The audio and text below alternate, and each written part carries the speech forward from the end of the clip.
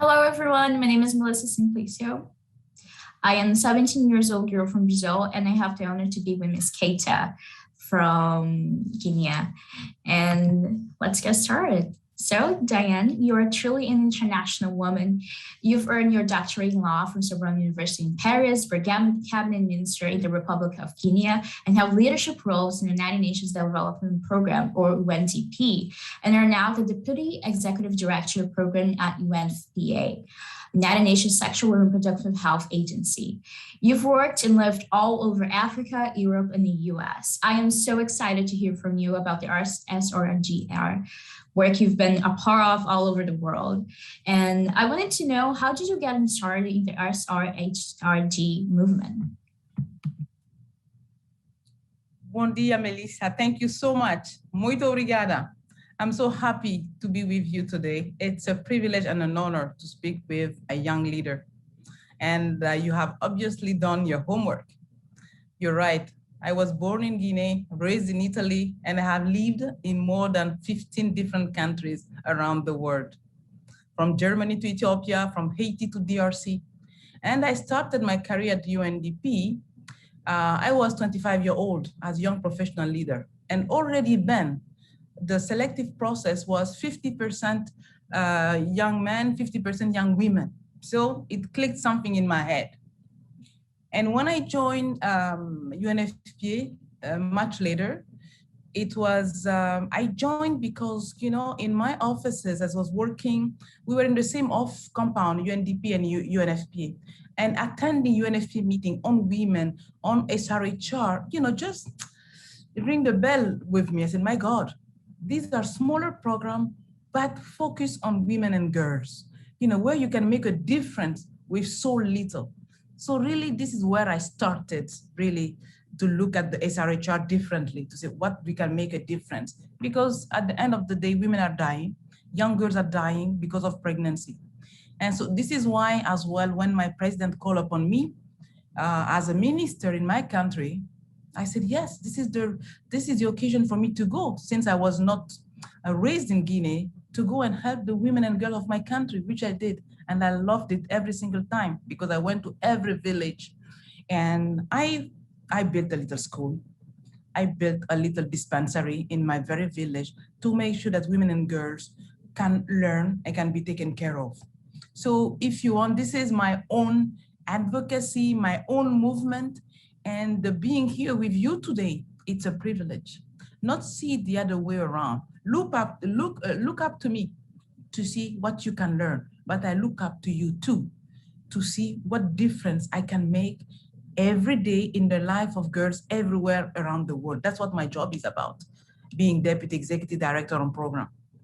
So, you know, if I take an example that may be familiar to you on SRHR, when I was in DRC, the Democratic Republic of Congo, I had a capoeira team. Capoeira, why? Because of gender-based violence so high in that country, we work with the kids of the street, young women, younger, to make sure that they learn capoeira so they could express all the energy, the dynamic they have into them, and, you know, instead of being marginalized. And while doing that, we taught them as well what SRHR was, how to be clean, how to have more hygiene, how to take care of their menstrual health, and how to know more about SRHR. This is one of my brightest things I have done for young people, and something you have heard about, bring back our girls too. As a rep in Nigeria as well, this is exactly what we work with the government and partner to have them out, and then to give them what they need in terms of SRHR so that they can build their life back again. But maybe I will stop here for this first time, but women and girls everywhere is a passion, and having girls up, doing what you do around the world, we are here to support and here to help. I'll stop there, Melissa, for the time being. Thank you so much. That was so interesting. And in Brazil, capoeira still is a thing. It's very famous, and I love to hear that you were able to combine it with SRHR. And like what I was saying, I was born and raised in Brazil. And for me, I was first interested in the SHR movement here because this topic still is a major taboo in both Brazil and Latin America. When I expanded my lens internationally, I saw the ties that bind this movement across many different countries. So I would like to know, what are some of the biggest challenges to SHR today? Thank you for that question. The challenges are many. Are really many, but I would say some are more urgent to tackle than others. Now we recently estimated that over half of women and girls around the world still do not have control over their bodies and do not have the power to make decisions on what happens to them. And that is something that needs to be at the heart of any development agenda. Because if you cannot have control over your own body, how can we expect you to be a decision maker, a game changer? So this is why for us at UNFPA, our strategic plan really focus on 3 transformative results, that we aim to achieve by 2030. And we need girls up really to help us out for that. And we address the biggest sexual and reproductive health and rights and justice. Bodily autonomy is absolutely essential. And those 3 transformative results are, because I think it's always important to repeat them, first, ending all unmet need for family planning everywhere. So I don't know if you understand that unmet need for family planning, we just want those who need it, those who want it, they can get the product so that they can take care of themselves. That's what it means. Ending preventable maternal death. Today, some women and some young women are dying of death that can be prevented. And this is what we are working on. Anything that is preventable should never happen nowhere. No woman, no young woman should be dying while giving life. And the third transformative result is ending gender-based violence and harmful practices everywhere. So providing voluntary family planning and contraceptive is important. Ending gender-based violence is essential, and that has been exacerbated during this COVID time. And we need to work together, work with you. We need to make sure that women can breathe and reboot, just like a computer, breathe and reboot so that they can be the game changer. And of course, we need to stop the child marriage and female genital mutilation and all harmful practices, because it's absolutely today not acceptable for a generation like yours today.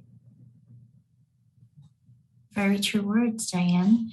And I think it is so inspiring to see a woman of color in such a high position of leadership. So thank you very much for all of the work you've been doing. And why should us, the youth, get involved in the SHR movement in their home and globally? And what are the best ways for us to do so? Thank you so much, Melissa, for that. Thank you as well for reminding me that I am a woman of color. When you are where I sit, you tend to represent everywhere. And it is a privilege to be where I am as a woman of color. Then when I was recruited already, we were only, I think, 2 of us as women of color. And since then, I never take something for granted. I take it as a privilege, And honestly, a long life battle of mine is to make sure that there is equality into that. No favoritism, but equality. So seeing you as well here, in this conversation makes me so proud. And I am a mother. Your question is very important. How should youth get involved in SRHR? Well, I'm a mother of a boy, a young adult who was born in 94, the ICPD year. So he's 27 this year. He is a he for she. He is a young man I brought up to be exactly the kind of gentleman I want to be for his fiancée, for everyone in the world. And I'm very proud. I think I succeeded very nicely. So that's why I need every young people to be engaged, because it's about yourself first. It's about yourself. When you start your life, you need to be confident about who you are. Whatever partner you select, whatever gender that might be, you need to be at ease with yourself.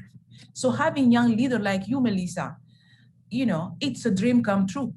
Your movement is fantastic because you can help us raise the voice of every young people everywhere around the world. And please, I have no doubt you are so fluent in English. I hope you do it in Portuguese as well. I hope you do it when you go to Bahia or whatever in other local languages, because that's exactly what we need to do. I had my son take a march with me of 2,000 young people to talk about yes. It was the yes movement. That was in DRC. There was political crisis. I said, let's march. Yes, we want our bodily autonomy. Yes, we need job for ourselves. Yes, we need to have a voice. It was a fantastic, fantastic march, because when you involve young people in their own well-being, it's the start of the global change for everyone, everywhere. And last thing on this, you know, us adults today, we learn from our children. I have learned so much from my son and from my foster kids that you cannot imagine. So please teach your parent, because you have the right word, the right say of things, and then they will change the world around you. I thank you. Thank you. And I think you bring such an important topic. Contrary to popular belief, not only girls can advocate for SRHR, boys chosen between and beyond should and must advocate for a more equal world. So thank you. And why is it important to address sexual reproductive health through a gender-informed approach? You know, gender is an inherent dimension of sexuality. So hence, it's critical to address sexual and reproductive health and rights through the gender lens. And when you address it through the gender lens, you have really to widen that gender lens and take into consideration all the LGBTQI family as well. The gender is big today because the gender becomes the gender and the non-gender.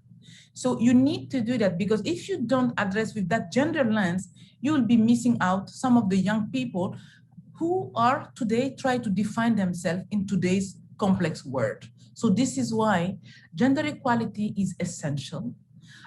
Gender generosity is absolutely critical. And it allows us to really address the root causes and structural barrier wherever we lead from. You know, to make sure that gender inequality goes away, we need to address everything through gender lenses. You know, and when you do that, the most vulnerable one should be tackled even more sensibly.